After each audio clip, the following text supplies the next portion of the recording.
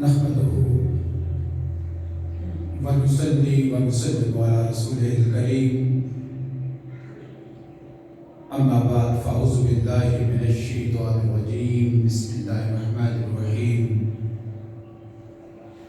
قال الله تبارك وتعالى في القرآن المجيد أعوذ بالله من الشيطان الرجيم بسم الله الرحمن الرحيم حاميم والكتاب المبين إنا أنزلناه في ليلة مباركة إنا كنا منذرين فيها يفرق كل أمر حكيم صدق الله مولانا العظيم إن الله وملائكته يصلون على النبي يا أيها الذين آمنوا صلوا عليه وسلموا تسليما الصلاة والسلام عليك يا رسول الله وعلى آلك وصحبك يا حبيب الله الصلاة والسلام عليك يا رحمة للعالمين السلام عليك وعلى آلك وصحبك يا شفيع المذنبين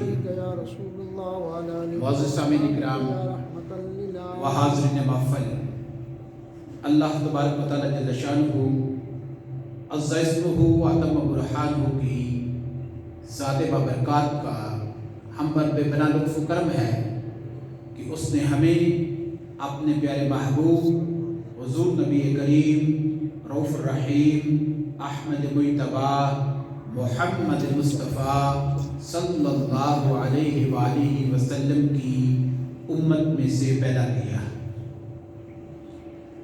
ماہ شعبان ہے اور آج ماہ شعبان کی 15 تاریخ ہے۔ ویسے تو جو رات گزر چکی جس کو نصف شعبان المعظم کہا جاتا ہے یا 15ویں شعبان المعظم کہا جاتا ہے، لیکن چونکہ یہ ایک بڑی بابرکت اور بڑی فضیلت والی رات ہے، اسی کے حوالے سے چند گزارشات کروں گا۔ اللہ رب العزت نے 25واں پارہ سورہ دخان فرمایا حامیم والکتاب المبین۔ یہ حامیم حروف مقطعات میں سے ہیں، اور حروف مقطعات کی کوئی تفسیر یا کوئی وضاحت نہیں بیان کر سکتا۔ یہ حقیقت میں وہ مخصوص الفاظ ہیں، حروف ہیں کہ جن کے بارے میں یا اللہ بہتر جانتا ہے یا اللہ کے رسول صلی اللہ علیہ وآلہ وسلم بہتر جانتے ہیں۔ اللہ رب العزت نے فرمایا والکتاب المبین، اس واضح کتاب کی قسم، انا انزلناہ فی لیلۃ مبارکہ، کہ ہم نے اس کتاب کو بڑی برکت والی رات میں نازل فرمایا ہے۔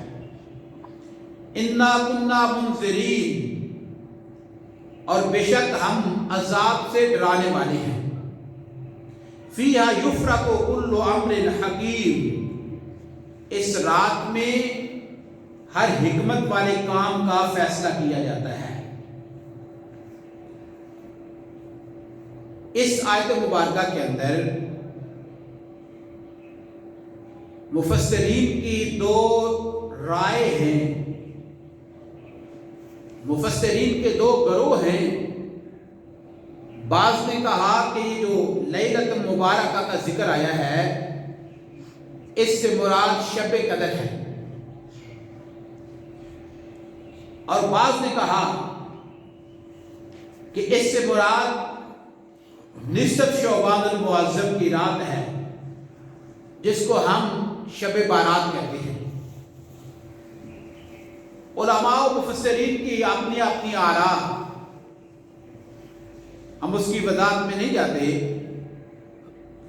ہم اتنا عرض کرتے ہیں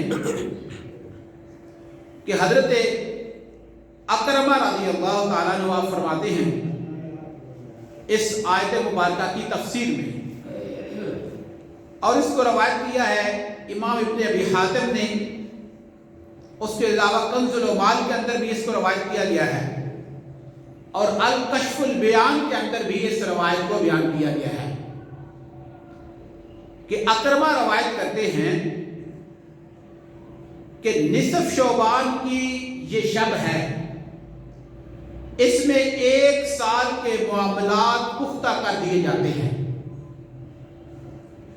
और जिंदों के नाम मुर्दों में लिख दिए जाते हैं, हज करने वालों के नाम लिख दिए जाते हैं, और जो इस रात लिखा जाता है उसमें कोई कमी बेशी नहीं की जाती। इसके अलावा एक दूसरी रवायत है, उस्मान बिन मोहम्मद बिन अल-मुगीरा बयान करते हैं कि रसूलुल्लाह सल्लल्लाहु अलैहि वसल्लम ने फरमाया कि लोगों की जिंदगियां एक शोबान से दूसरे शोबान में मुनक़ते होती हैं, हत्ता कि एक आदमी निकाह करता है, उसकी औलाद होती है, जबकि उसका नाम मुर्दों में लिखा हुआ होता है। तो दोस्तों, आपने समाप्त किया 2 रवायात को। ये जो रात है 15 शोबान की रात, जिसको हम शब बारात कहते हैं, ये बारात का माना निजात है। एक तो अल्लाह रब्बुल इज़्ज़त गुनाहगारों को जो उसके हुजूर पेश होके इस्तग़फ़ार करते हैं, अल्लाह रब्बुल इज़्ज़त उनको गुनाहों से निजात अता फरमा देते हैं। और इस रात की ये फजीलत है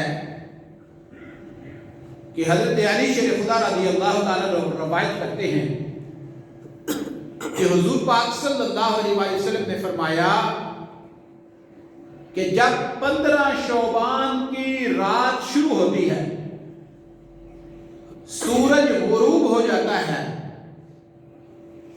तो अल्लाह रब्बुल इज़्ज़त अपनी शान के मुताबिक आसमान दुनिया पर नुज़ूल फरमाते हैं और एक निदा आती है कि है कोई गुनाहों की बख्शिश तलब करने वाला, मैं उसके गुनाह माफ फरमा दूं। है कोई रिज़्क़ में इजाफा तलब करने वाला, मैं उसके रिज़्क़ में इजाफा कर दूं। है कोई मुसीबत से निजात हासिल करने वाला, मैं उसकी मुसीबत खत्म कर दूं। और यह सिलसिला सारी रात जारी रहता है, यहां तक कि तलुए फजर हो जाती है। अगर आप गौर करें तो पता ये चलता है कि अल्लाह रब्बुल इज़्ज़त कितने फिक्रमंद होते हैं अपने बंदों के लिए। एक बंदा है वो ख्वाब गफलत में है, ऐसी रातें कि जो बरकत वाली फजीलत वाली रातें होती हैं, जिन रातों में जितना भी बंदा गुनाहगार हो, अगर सच्चे दिल से अल्लाह के हुजूर हाजिर होकर इस्तग़फ़ार कर ले तो अल्लाह रब्बुल इज़्ज़त उसके पिछले सारे गुनाह माफ फरमा देते हैं।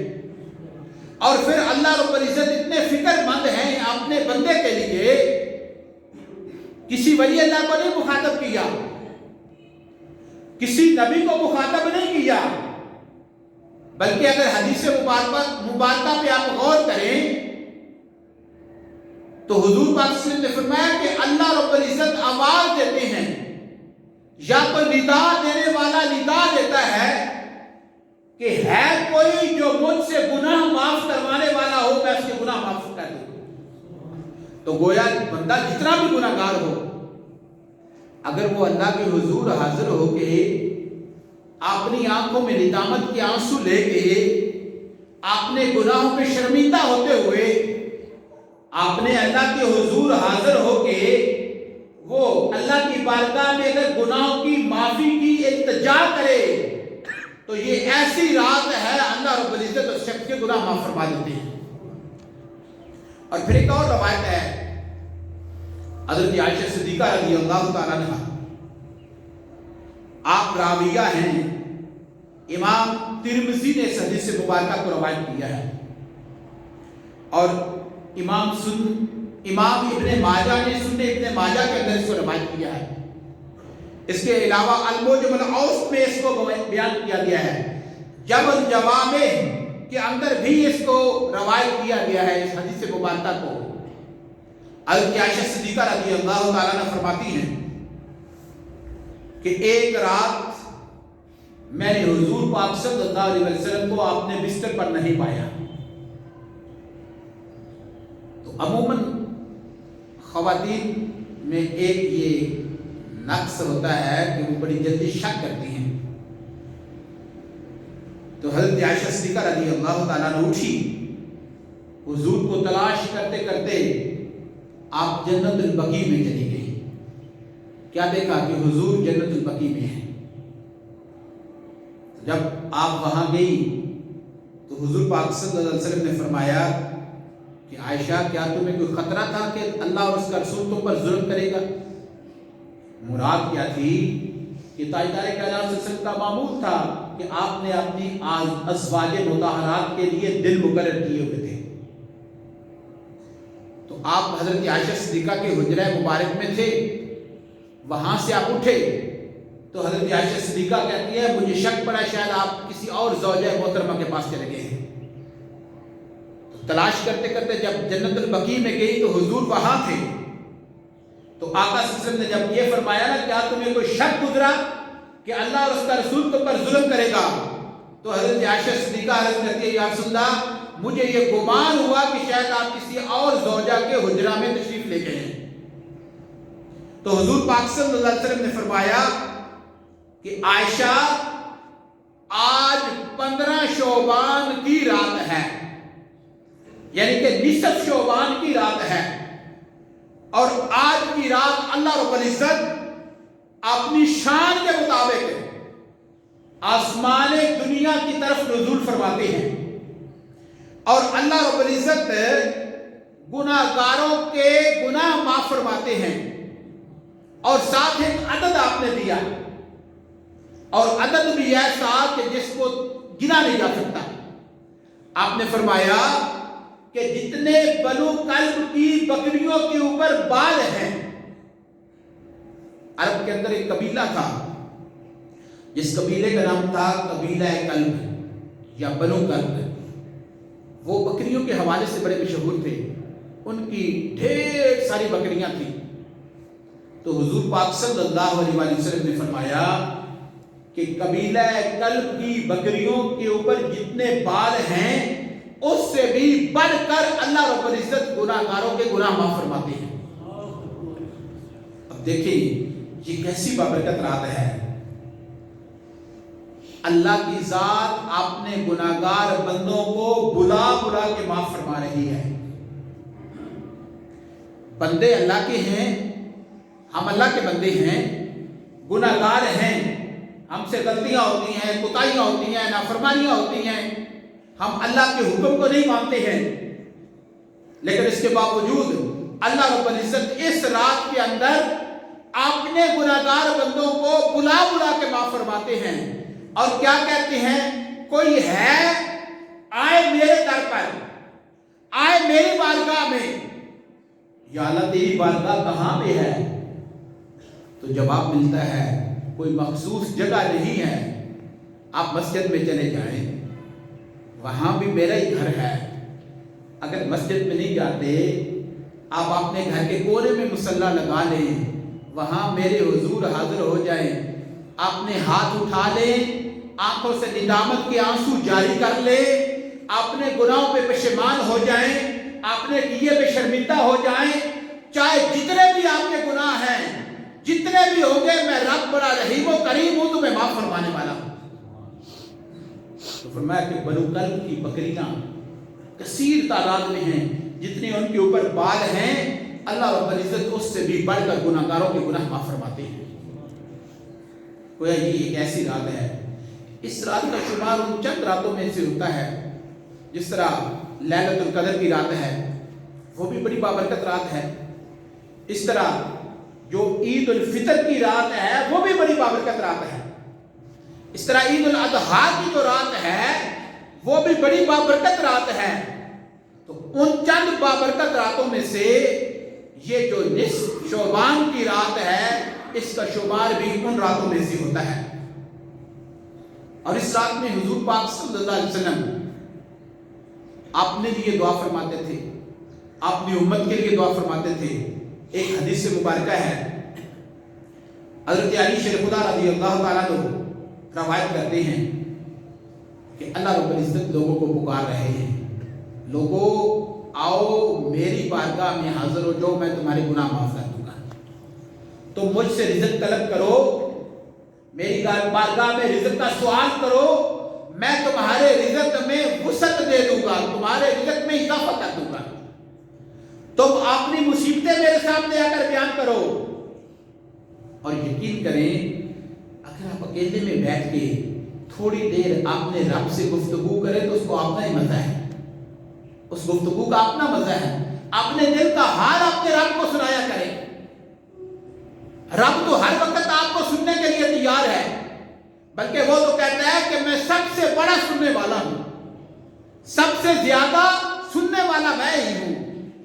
تو اگر کبھی پریشانی آ جائے, کبھی گناہ ہو جائے, کبھی کوئی مصیبت آ جائے تو اس پہ دل برداشت نہ ہوا کرے, بلکہ اللہ کی حضور 2 رکعت نماز نفل ادا کیا کریں. اور کرنے کے بعد ہاتھ اٹھا کے اپنے رب کے سامنے اپنا حال بیان کرتے. وہ تو ایسا کریم ہے کہ وہ آپ کے حال جانتا بھی ہے اور آپ کا حال سننا بھی چاہتا ہے. اور جب بندہ چاہے جتنا بھی گناہگار ہو, حضور پاک صلی اللہ علیہ وسلم کا فرمان ہے کہ گناہگار بندہ جب اللہ کی بارگاہ میں ہاتھ اٹھاتا ہے اور عرض کرتا ہے اللہ اغفر لی ذنوبی لا یغفر الذنوب الا انت, کہ اے اللہ میں بڑا گناہگار ہوں, میرے گناہ تو معاف فرما دے, بے شک تجھ سے بڑھ کر کوئی گناہ معاف فرمانے والا نہیں ہے. تو جب بندہ یہ الفاظ اپنے رب کی بارگاہ میں پیش کرتا ہے اور اللہ رب العزت اس کو ثواب فرماتے ہیں تو اللہ رب العزت اپنے بندے پہ خوش ہوتے ہیں.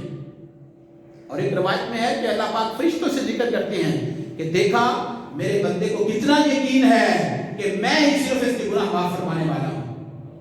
تو جب بندہ گناہوں کی معافی طلب کرتا ہے تو پھر اللہ رب العزت اس کو ان کے گناہ معاف فرما دیتے ہیں, بشرطے کہ کوئی اس کی بارگاہ میں حاضر ہونے والا تو ہو نا. پیاس لگی ہو تو چل کر جاتے ہیں پانی کے پاس, کنواں پیاسے کے پاس کبھی نہیں آیا, پیاسا ہی ہمیشہ کنویں کے پاس جاتا ہے. اور یہ تو ایسی راتیں ہیں اللہ رب العزت کی حضور کی امت پہ کرم نوازی فرما دی ہے کہ ان راتوں کو بنا کے ایک بہانہ بنا دیا ہے بخشش مغفرت کا. اور پھر بہانہ بھی کیسا کہ وہ تمام جہانوں کا مالک ہو کے اپنے گناہگار بندوں کو پکار رہا ہے. یہ الگ بات ہے کہ ہماری سماعت اس قابل نہیں ہے کہ ہم اس کی آواز کو سن لیں, لیکن تاجدار کائنات نے سچ فرمایا کہ اللہ رب العزت بلا رہے ہیں بندو آ جاؤ میری بارگاہ میں, آؤ مجھ سے طلب کرو میں تمہیں عطا کرنے والا ہوں, آؤ مجھ سے مانگو میں تمہیں دینے والا ہوں, تم مجھ سے گناہوں کی بخشش طلب کرو میں تمہارے گناہ معاف کرنے والا ہوں, تم مجھ سے رزق کی وسعت طلب کرو میں تمہارے رزق میں اضافہ کرنے والا ہوں, تم مصیبت کے سے نجات مجھ سے طلب کرو میں تمہاری مصیبتیں ختم کرنے والا ہوں. اور ایک ہم ہیں کہ ساری رات خواب غفلت میں جاگتے رہتے ہیں یا خواب غفلت میں سو جاتے ہیں. آپ بھی دیکھیں نا, عموماً شادیوں کا سیزن چل رہا ہے, مختلف گاؤں میں شادیاں ہوتی ہیں, رات کو ایسے پروگرامز ہوتے ہیں کہ لوگ ساری رات جاگتے رہتے ہیں اور پھر ساتھ خوش بھی ہوتے ہیں. اور اگر کبھی ایسی رات آ جائے تو ہم بھاری سمجھتے ہیں اپنے اوپر وہ رات.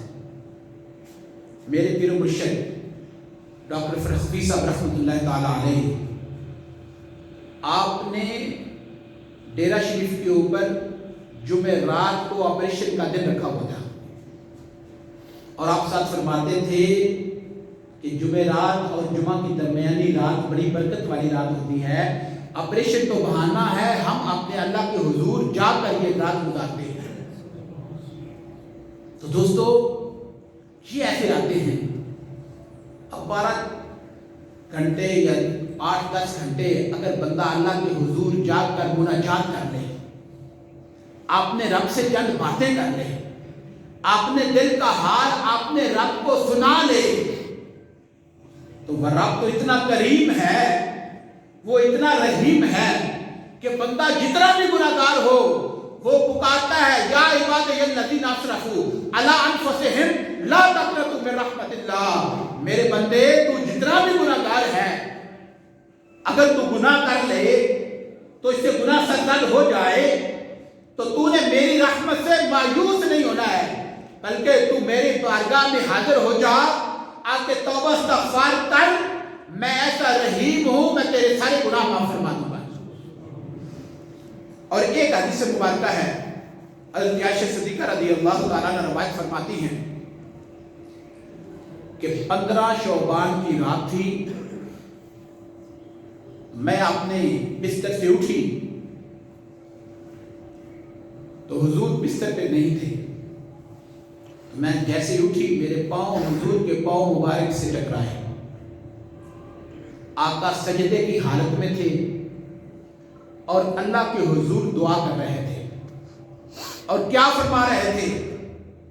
اب دیکھیں اللہ رب العزت نے جن کے لیے تمام کائنات بنائی, جنہیں تاجدار کائنات بنا دیا, اللہ رب العزت نے فرمایا لولا لما خلقت الافلاک, پیارے تجھے نہ بنانا ہوتا کچھ بھی نہ بناتا. ان کے لیے اللہ رب العزت نے سب کچھ بنایا, جن کو تمام انبیاء کرام علیہ السلام کا سردار بنایا, سید الانبیاء کا ٹائٹل دیا ان کو. اب ان کی ذرا دعا کا طریقہ دیکھیں. آپ اللہ کے حضور دعا کر رہے ہیں اور کیا فرما رہے ہیں, میرا جسم اور ذہن تجھے سجدہ کر رہا ہے. آقا صلی اللہ علیہ وسلم فرما رہے ہیں کہ میرا جسم اور ذہن تجھے سجدہ کر رہا ہے, اور میرا دل تجھ پر ایمان لا چکا ہے. میں تیری نعمتوں کا اقرار کرتا ہوں اور اپنے بڑے بڑے گناہوں کا اعتراف کرتا ہوں. نبی معصوم دل خطا نہیں ہوتے, ان سے تو خطا نہیں ہوتی ہے. استغفر اللہ معاذ اللہ. اگر نبی خطا کرے تو پھر جو وہ شریعت لے کر آتا ہے اس پہ حرف نہ آ گیا. نبی تو معصوم دل خطا ہوتا ہے. اللہ رب العزت نے تو یہ ان کو خوشخبری سنا دی تھی کہ غافل الذنب وقابل التوب. اللہ رب العزت نے حضور پاک صلی اللہ علیہ وسلم کو خوشخبری سنا دی تھی کہ تمہارے اگلے پچھلے سارے گناہ معاف ہیں. لیکن حضور اپنی عاجزی اللہ کے حضور پیش کر رہے ہیں اور کیا فرما رہے ہیں کہ اے میرے مالک, میرے بڑے بڑے گناہ میں ان کا اعتراف کرتا ہوں. میں نے اپنی جان پر ظلم کیا سو تو مجھے بخش دے. بے شک تیرے سوا کوئی گناہوں کو بخشنے والا نہیں ہے. اے اللہ, میں تیری معافی کی پناہ میں آتا ہوں. اب ذرا غور کریں, جنہوں نے زندگی بھر جن سے گناہ, یہ سوچنا کہ انہوں نے گناہ کیا ہوگا, یہ بھی گناہ ہے. اگر کوئی یہ سوچے کہ حضور نے گناہ کیا ہے, یہ سوچنے والے کے لیے گناہ ہے. اور وہ اللہ کے حضور اپنی عاجزی کیسے پیش کر رہے ہیں کہ مالک میں اپنے گناہوں کا اعتراف کرتا ہوں. یہ حضور کی عاجزی ہے. حضرت عائشہ صدیقہ رضی اللہ تعالیٰ عنہ فرماتی ہیں کہ ساری رات حضور کھڑے رہے, اللہ کی بارگاہ میں مناجات پیش کرتے رہے, اللہ کی بارگاہ میں دعا کرتے رہے. ایک وقت آیا کہ حضور کے پاؤں مبارک سوج چکے تھے, ان پر بھرم آ چکا تھا.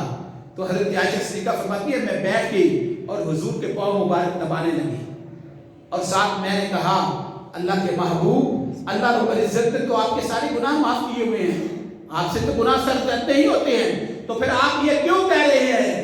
تو آقا صلی اللہ علیہ وسلم نے فرمایا عائشہ کیا میں اپنے اللہ کا شکر گزار بندہ نہ بنوں. اب دیکھ لیں تاجدار کائنات کی دعا کا یہ حال ہے, اور ایک ہم ہیں جن کا ہر وقت غفلت میں گزرتا ہے. ہمارا ایک ایک لمحہ غفلت میں گزرتا ہے. لیکن غافلوں کے لیے اللہ رب العزت نے اپنے دروازے بند نہیں کیے, بلکہ ان کو یہ کہا کہ میرا دروازہ تمہارے لیے 24 گھنٹے کھلا ہے. لیکن پھر ایسی راتیں عنایت فرما دی, کہا کہ ایک رات ہے، جاگو، آ جاؤ میری بارگاہ میں، سجدہ ریز ہو لو، چند ندامت کے آنسو اگر آپ کی آنکھوں میں آ جاتے ہیں تو تاجدار کائنات صلی اللہ علیہ وسلم کا فرمان ہے کہ جو آنسو رب کے ذکر کے وجہ سے، اللہ کے خوف کی وجہ سے انسان کی آنکھ میں آتا ہے، اس آنسو میں اتنی طاقت ہے وہ جہنم کی آگ کو بجھا دیتا ہے۔ لیکن کوئی اس بارگاہ میں آئے تو صحیح، آ کے اپنا رونا روئے تو صحیح۔ جب بندہ آ جاتا ہے نا، جیسا بھی ہو، وہاں یہ کوئی نہیں ہے کہ یہ میرا بندہ کیسا ہے، اس کا پروٹوکول کیا ہے، نہیں، وہاں یہ دیکھا جاتا ہے کہ اس کا دل کیسا ہے۔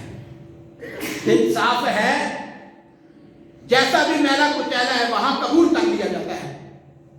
تو حضور پاک صلی اللہ علیہ وسلم نے فرمایا کہ عائشہ یہ جو رات ہے، اس رات میں اللہ رب العزت آدم کی اولاد میں سے ہر پیدا ہونے والے کا نام لکھ دیتے ہیں، اور اس سال میں آدم کی اولاد میں سے جس نے مرنا ہوتا ہے اس کا نام بھی لکھ دیا جاتا ہے۔ اور اس کے علاوہ لوگوں کے اعمال اللہ رب العزت کی بارگاہ میں پیش کیے جاتے ہیں اس رات کو۔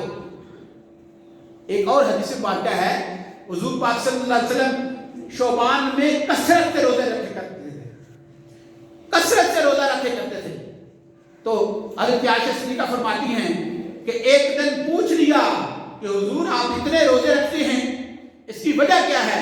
تو آپ نے فرمایا عائشہ یہ جو مہینہ ہے شعبان المعظم کا مہینہ، اس میں ایک ایسی رات ہے اور ایک ایسا دن ہے کہ جس میں اللہ رب العزت کے ہاں لوگوں کے اعمال پیش کیے جاتے ہیں۔ تو میں یہ پسند کرتا ہوں کہ اگر میرے اعمال اللہ کے حضور پیش ہو تو میں اس حال میں ہوں کہ میں نے روزہ رکھا ہوا ہوں۔ یہی وجہ ہے کہ آقا صلی اللہ علیہ وسلم نے ترغیب دی ہے اس رات کی عبادت کی، اور صبح جو آج کا دن ہے اس دن کے روزے کی بڑی فضیلت بیان کی گئی ہے۔ اور حضور خود کثرت سے روزے رکھا کرتے تھے، اور آپ نے فرمایا کہ لوگوں کے اعمال پیش کیے جاتے ہیں، ان کے ساتھ کے لیے رزق لکھ دیا جاتا ہے کہ کتنا رزق اس کو ملنا ہے، وہ رزق لکھ دیا جاتا ہے، اور اللہ رب العزت کی رحمت اور اس کے کرم کے بغیر کوئی بھی بندہ جنت میں نہیں جائے گا۔ جب حضور نے یہ فرمایا تو حضرت عائشہ صدیقہ رضی اللہ تعالیٰ عنہ عرض کرتی ہے یا رسول اللہ کوئی بھی اللہ کے کرم کے بغیر جنت میں نہیں جائے گا؟ فرمایا ہاں کوئی بھی اللہ کے کرم کے بغیر جنت میں نہیں جائے گا۔ تو پھر سوال کرتی ہیں آقا آپ بھی؟ فرمایا ہاں عائشہ میں بھی 3 بار فرمایا میں بھی اللہ کے کرم کے علاوہ جنت میں نہیں جاؤں گا۔ تو دوستو یہ جو ہم عمل کرتے ہیں نا، حقیقت میں یہ اس کا حکم ماننا ہوتا ہے۔ اس لیے نمازیں ہم پڑھتے ہیں، روزے رکھتے ہیں، حج کرتے ہیں، زکوٰۃ دیتے ہیں، نوافل ادا کرتے ہیں، اس لیے کہ یہ اس کا حکم ہے، ہم حکم ماننے والے بن جائیں، یہ نہ ہو کہ ہمارا شمار ان لوگوں میں شامل ہو جو بغاوت کرنے والے ہیں۔ باقی انسان کی بخشش یہ اس مالک کے کرم پہ ہوگی، اس کا کرم ہوگا تو انشاءاللہ بخشش ہو جائے گی۔ ایک شخص تھا بنی اسرائیل کا شخص، بہت گناہگار تھا۔ جب وہ مرنے لگا نا تو اس کے دل میں خوف پیدا ہوا کہ میں نے زندگی بھر کوئی اچھا عمل نہیں کیا، میرے نامہ اعمال میں کوئی اچھا عمل نہیں ہے، تو مجھے تو بڑا سخت عذاب ہوگا۔ اب اس نے کیا کیا، وہ اپنے لواحقین جو تھے ان کو کہا کہ جب میں مر جاؤں میری میت کو آگ لگا کے جلا کے میری راکھ جو ہے وہ بکھیر دینا۔ جب وہ مر گیا تو اس کے ساتھ یہی کیا گیا۔ اس کے ذہن میں تھا بیچارے کے کہ راکھ بکھر جائے گی پھر میں کہاں بن پاؤں گا۔ تو اسے یہ نہیں پتا تھا کہ جو پانی کے قطرے سے انسان بنا سکتا ہے وہ راکھ کو دوبارہ اکٹھا کر کے اسے دوبارہ انسان بھی بنا سکتا ہے۔ تو جب اس کی راکھ کو اکٹھا کیا گیا، دوبارہ وجود دیا گیا اور اس کو اللہ کے حضور پیش کیا گیا، تو اللہ رب العزت نے اس سے پوچھا کہ بتا تو نے یہ کیوں کہا اپنے لوگوں کو کہ مجھے جلا کر بکھیر دینا؟ وہ عرض کرتا ہے باری تعالیٰ گناہگار بڑا تھا، تیرے عذاب سے ڈرتا تھا، ڈر کی وجہ سے میں نے یہ کام کیا۔ تو اللہ پاک نے فرمایا تو اتنا مجھ سے ڈرتا تھا؟ عرض کرنے لگا ہاں باری تعالیٰ۔ فرمایا اگر تو اتنا ڈرتا ہے کیا میں نے تجھے معاف فرما دیا ہے؟ بغاوت نہیں ہونی چاہیے۔ ساتھ اللہ کے محبوب صلی اللہ علیہ وسلم نے فرمایا یہ رات ایسی ہے کہ جتنا بھی گناہگار ہو اس کو بخش دیا جائے گا، لیکن کچھ ایسے لوگ ہیں جن کی اس رات بھی بخشش نہیں ہوتی۔ ایک مشرک، اللہ کے ساتھ شرک کرنے والا، اس کی بخشش نہیں ہوگی جب تک کہ وہ شرک سے توبہ نہ کر لے۔ ایک والدین کا نافرمان جب تک کہ اللہ کے حضور توبہ نہ کر لے اس کی بھی بخشش نہیں ہوگی۔ ایک مسلسل شراب پینے والا، فرمایا اس کی بھی بخشش نہیں ہوگی اگر وہ اللہ کے حضور توبہ نہ کر لے۔ تو دوستو یہ ایسی راتیں ہوتی ہیں جو اللہ رب العزت نے اپنے بندوں کی بخشش کے لیے بہانہ بنا دیا ہے۔ دعا ہے اللہ رب العزت کی بارگاہ میں اللہ رب العزت ہماری بخشش فرمائیں اور اللہ رب العزت عمل کی توفیق عطا فرمائیں۔ وما علیہ الا البلاغ المبین۔